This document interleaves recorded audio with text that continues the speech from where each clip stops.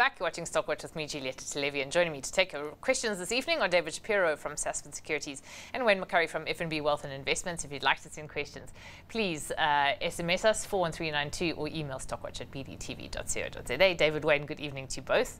A flattish day for the JSE today, a slightly negative day, although some shares had a pretty good session, and we'll get onto those. But Wayne, I suppose we should start with the inflation numbers that came out of the US that gave everyone a pause for thought, really, yesterday. Do you think it's dampened quite a bit of market enthusiasm? Yeah, look, a pause for thought is maybe a very kind way of explaining it. The market did not like that number whatsoever. So we've had three numbers after the euphoria of December. We had two inflation numbers. Last month, it was 0.1% above consensus, and this month it's 0.2% above consensus. And then, of course, that massive jobs number that came out very recently. Now, all of that points to higher for longer deferring of the interest rate cuts. But the point is, there's still going to be cuts. They may be deferred, and at the moment, the view is they may be deferred, and they may not come as quickly as what initially was expected in December, but they're still coming. And of course, the next data could be completely opposite. The next jobs number could be, way below consensus. The next inflation number could be below. Then our whole mood will change literally 180 degrees. So we just got to live through it. But I mean, today, our market initially was quite weak. It came down, especially the mining shares. But I think both here and overseas, the market maybe thought a little bit more about the 0.2% miss. I mean, inflation still fell from 3.5, I think it was, to 3.1 or something like that. So, it's not a catastrophic number that actually came out. It just missed expectations by 0.2%. And maybe there was some overreaction. But certainly today and yesterday, the gold shares are taking a bit of a beating. But I think that's more got to do with the actual results that are coming out. I mean, Goldfields yesterday and DRD Gold today. You had 5-year highs on the dollar gold price. You had massive highs on the rand gold price. And yet the gold shares don't seem to be making much profit. I mean, David, I suppose, that talks to the difficulty of doing business in South Africa.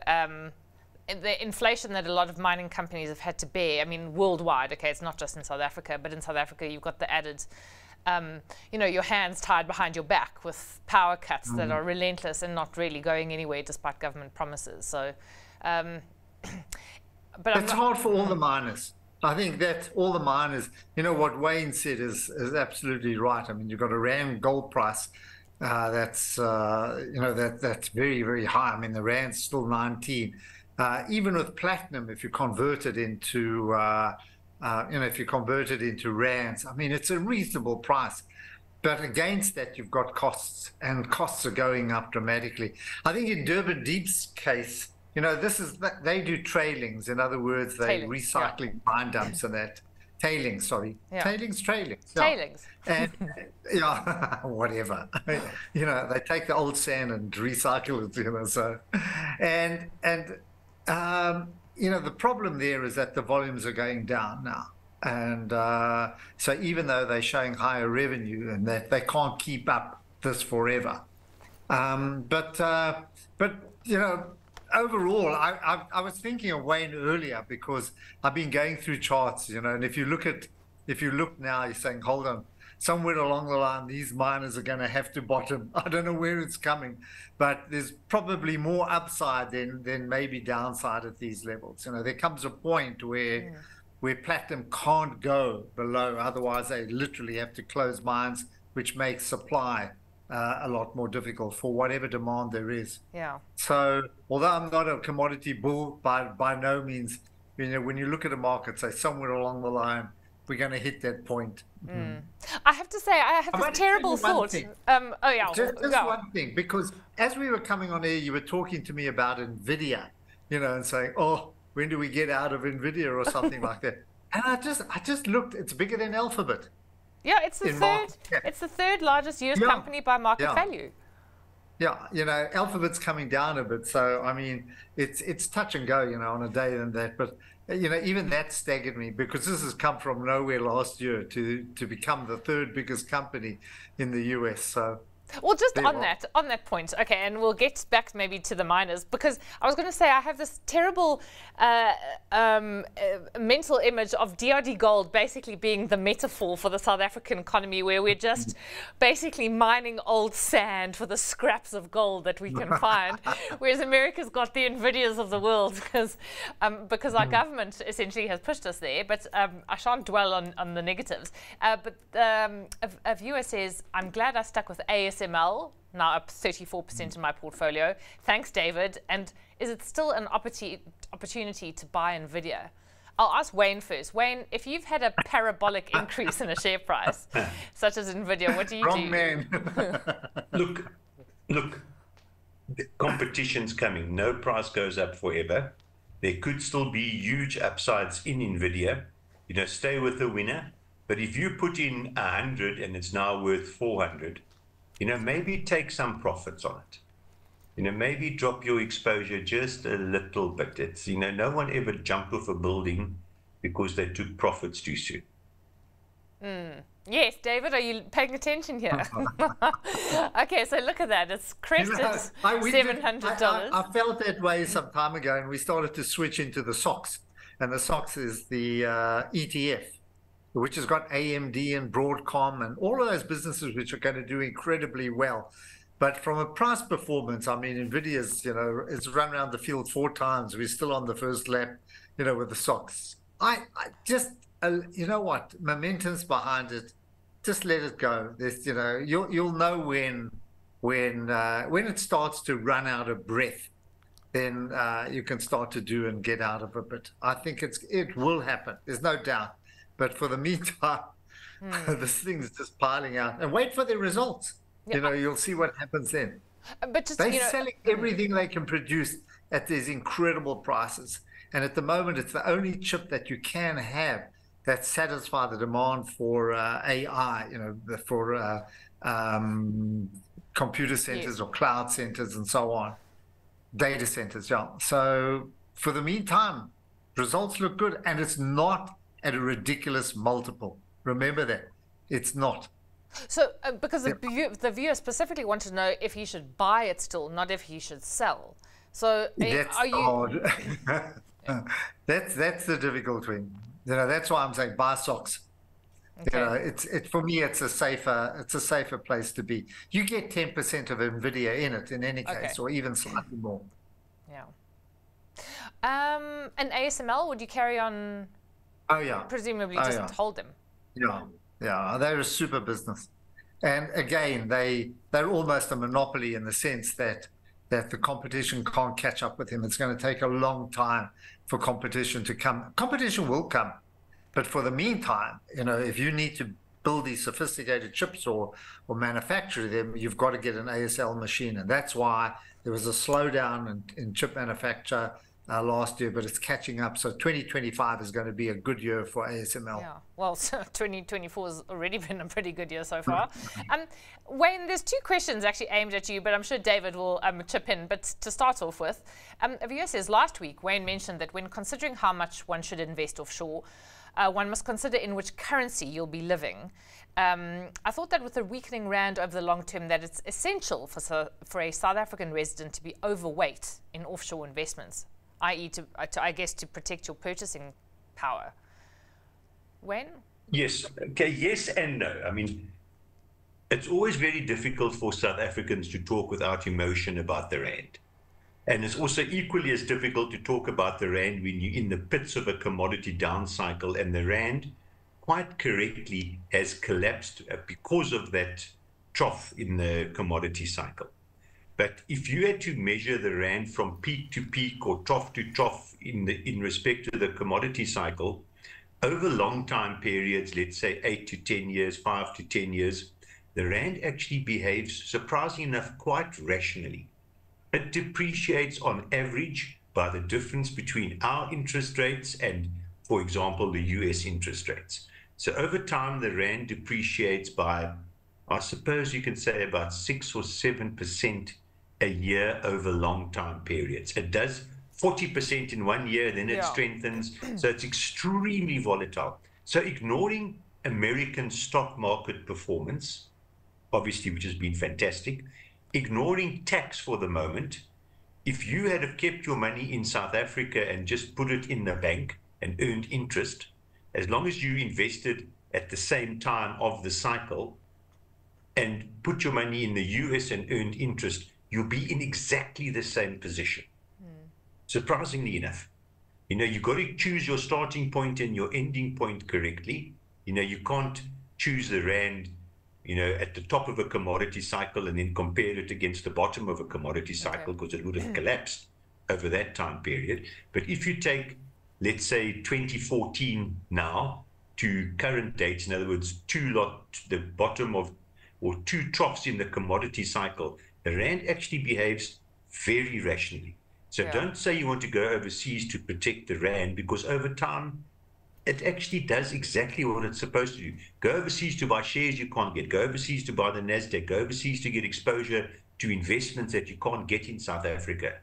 But just taking your money overseas and putting it into a deposit overseas, whether it's pounds or rand or dollars, actually doesn't make much difference. I know you got to ignore tax, I know, but I'm just talking on a pure exchange rate basis. The rand over long time periods actually, surprisingly enough, does exactly what it's supposed to do. It's supposed to depreciate by the interest rate or the inflation differential, which is exactly what it does. But David, I mean, going to Wayne's point about you want to be able to buy businesses that are maybe at the forefront of the global economy, and you don't really, unfortunately, you're not finding them in South Africa. So I understand what Wayne's saying. He's talking about if you're just going to take money there and dump it there and leave it there. You know, there's no sense in doing that. You've got to make it work for you. And, you know, interest rates in the US have been virtually zero for so long compared with where we are. The reason you take money offshore is to take advantage or to find those investment opportunities.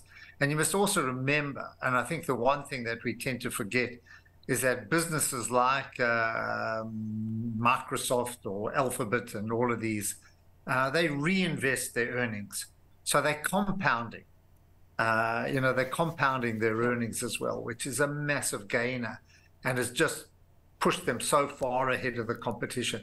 And for the foreseeable future, it looks like that's going to happen. You know, that's going to continue. Yeah, they're in this sort of unassailable position now. I think there were two questions tailored towards Wayne. And the second is Wayne's famous saying that diversification is the only free lunch. And the viewer says, can you elaborate on this comment? Is it diversification in equities only, or other asset classes like bonds, property, private equity, and different markets? And can an inexperienced investor like myself achieve the diversification by just investing, say, in the MSCI All World Index for 10 or 20 years? Yes, the answer is, I suppose, yes. On the second one, you can just diversify by buying an index. But on the first part of the question, diversification really is across all asset classes. Personally, I'm not a big fan of private equity. I don't understand it. It's too volatile. It's too illiquid, personally. But over time, you will probably have between, I don't know, if you, let's say a 40-year-old, maybe not too close to retirement, or anyone younger than 40, you would probably want 70-75% of your investments in shares over time. And then the balance, you know, some in property, 5-6%, some in bonds, you know, maybe some other investments, but the overwhelming majority will be in equity. And then if you don't want to do the diversification yourself, you can just buy a global index for global exposure, or a South African index, or an American index to get that diversification. But understand the basis for my, quite frankly, very strong support of diversification is, to me, people think that investments is about finding winners. It's not. Investments, long-term investments, is all about avoiding disasters. Because people hear these get-rich-quick schemes and they pile their money into shares and all sorts of funny things, and they're going to sail away into the sunset, and it absolutely destroys them and they never recover from it. Diversification saves you in that respect. Yeah. Exactly. I mean, you can look in a big, say, unit trust, people who asset managers that had exposure to Steinhoff. It was maybe a lot of money in its own terms, but 1% of the portfolio, and that gives you an illustration of diversification. I'm going to sneeze. David, what do you think? Very boring. It's very boring buying an index. Can you imagine holding an index for 20 years and every day you say, oh, I own the world MSCI. That's your day. And our program, it would last a minute, because the first question is, how's the world MSCI? And I say, it's up or down, and that's the end of the program. Just think how much more fun it is actually discussing stocks and so on. That to me is the charm about it. And also you get to understand what businesses are doing. That's why we talk about Nvidia. When you start to look at Nvidia, you understand about the semiconductor industry, what they're doing. So for me, it's learning. It's fun. And I'm not saying one shouldn't buy an index or indices and that. But if you enjoy the stock market, it's a lot more fun buying shares. But you can do, you mustn't be scared of diversification. You can do it yourself. There's some very simple rules. And no more maybe than 8-10% in any one share or one idea, or and have only have 3 or 4 big ones between, I don't know, 7 and 10%. Maybe 3 of them, and then just diversify out of it. Don't have everything in tech or everything in mining or everything in banking. You must just apply common sense that what if this goes wrong? Will it kill me or not? Yeah. Okay, well, on to 3 stocks, and this viewer sent their question quite early, so I'm sorry that I'm only getting it to now. Could you please ask the panel their views on ADCO, Ingram, Coronation, and Aspen? David, sticking with you. Aspen's having a good run, actually. It has. I've kind of lost a feel for Aspen because I'm not quite sure what they're doing now. And I don't mean that that it's a bad business and that, but there's been so many changes there. And my mindset's been somewhere else that I've kind of lost the feel for Aspen. They're doing quite well. They're in the 190 area and that, and I'm sure results must be coming up soon. But I must admit, I'm not sure where they are now and what the results are going to be like. They're doing a lot. They're trying to do deals, little deals and bolt-on deals all over the place, in an effort to push manufacturing through, but I must admit I've lost a little bit of feel for that. Wayne, can you help us out here? I mean, talking about those bolt-on deals, they're using this incredible sterile manufacturing base that they've built. Is that really, this is what you've got to see happening with Aspen? Yeah. Look, unfortunately, I'm jaded with Aspen, and unfortunately, we all are human, and we suffer scars. Aspen, a good couple of years ago, their fortune was going to be baby health, baby formula in China.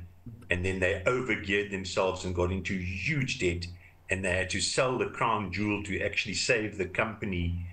When you get history like that in a company, and we all know the share price got totally and utterly hammered, you just jaded. I wouldn't put money in Aspen. And I know I could be reprimanded for that, but I wouldn't put money into Aspen. Okay. Yeah, as Julietta will tell you, as Simon Brown, Mrs. Sard's going to phone you up. Yeah, she's Mrs. Careful, Mrs. Sard. She watches all the shows, That's Stephen's mom. Yes. She's very protective of her son, Yes, I think Simon has had more than a few admonishments. He's from that part of the wood, What about ADCO, Ingram, or Coronation? David? The same kind of story, I think, with ADCO. Again, it's a cost issue as well. With the rand at these levels, a lot of the ingredients are brought in. They've been doing okay. Also haven't got a real feel for that side of the market. They're not blowout corporations like Eli Lilly or like Novo Nordisk, who are making weight loss drugs where everybody around the world wants them. They're decent operations that are well placed for maybe the South African economy, but there's nothing there that bounces out at you and says, I've got to have this business. So I'm like Wayne. I think we're a little out of touch with our reading and understanding. Look, I mean, obviously Aspen's not the case here, to the not to the same extent, but watch out for healthcare in South Africa. I mean, the government's got healthcare in all its aspects, from the right from throughout the value chain, has got them in their crosshairs. Yeah. Although they did allow a single exit price increase that was greater than I think a lot of people expected, which should be good for both ADCO and Aspen. I would just be cautious on that.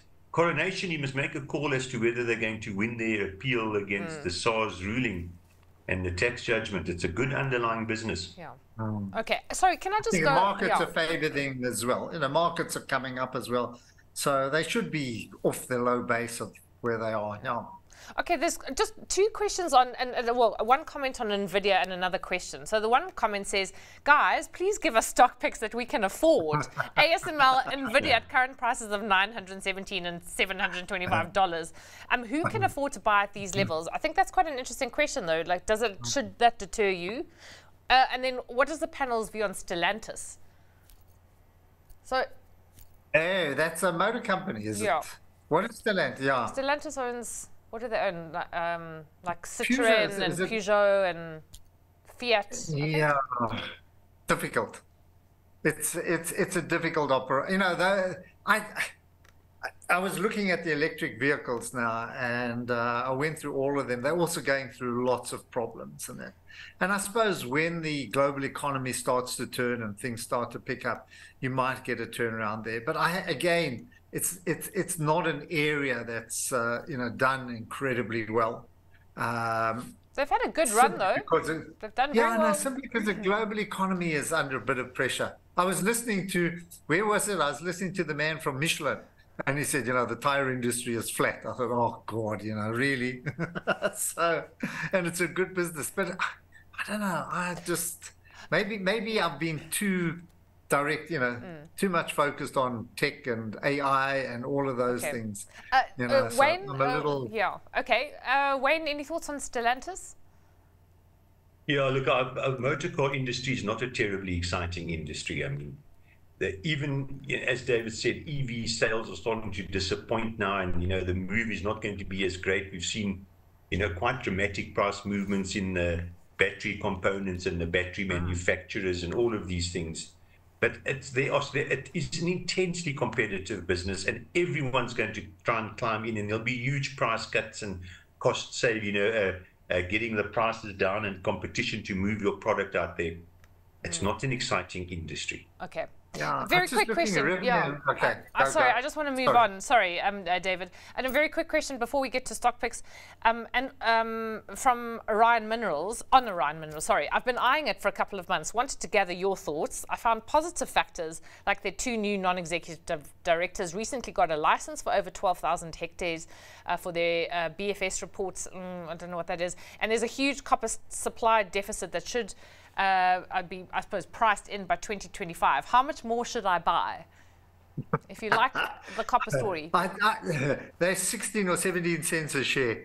And every day I watch them carefully and very little trade. You're talking about Orion. Orion, yeah. Why did you pull a face? I don't know. I got it wrong. No, you didn't. No, I was just looking at all the questions that I haven't got to this evening. So. Oh, I see. Okay, so nothing really happens then. This is also a recycled old mine. No, that's Copper 360, isn't it? No, we're talking about OKIP, yeah, you got to know these old companies. They've all changed their names. OKIP, and nothing's really happening there. And, even Copper 360, I remember when it came onto the market, there was such a hoo-ha in that, and nix is happening. Even our good friend Renogen just seems to be, also just sinking as well as interest just evaporates. So, I don't know. Yeah, old mines. Okay, and I'm sorry to the viewers that have sent. There's quite a few questions, so I'll ask Zanati to cover those tomorrow evening. Getting to your stock picks, Wayne, what takes your fancy?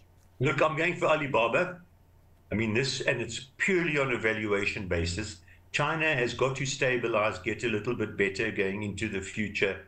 The future's got to have some promise for companies like Alibaba.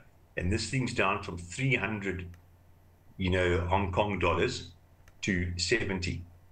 I mean, this is the lowest price it's been in a substantially, in a long time period. So it's a pure valuation thing on Alibaba. I think it's just got too cheap now. Okay. David, how about you?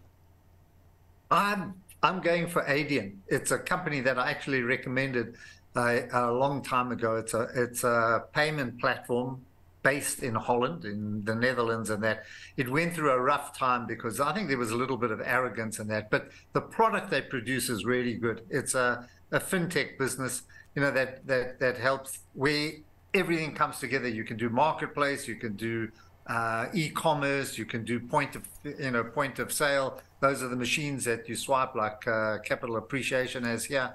But it's come back from the dead. And I think management listened to its shareholders and listened to its customers, and they bounced back, recovered all their losses, and still I think it's a lovely, really good play in that area. Okay. Fintech, yeah. What's the name of the company again, David? I honestly didn't catch it. ADYEN. I don't know how you pronounce it. Okay, ADYEN. ADN, or who knows. Yeah. Okay, we'll leave it there. Thank you very much to the two of you for joining us this evening. Thanks for your questions, and if we didn't get to them, we will tomorrow night. David Shapiro is from Sasfin Securities, Wayne McCurrie is from F&B Wealth and Investments, and up next, the close. Stay with us.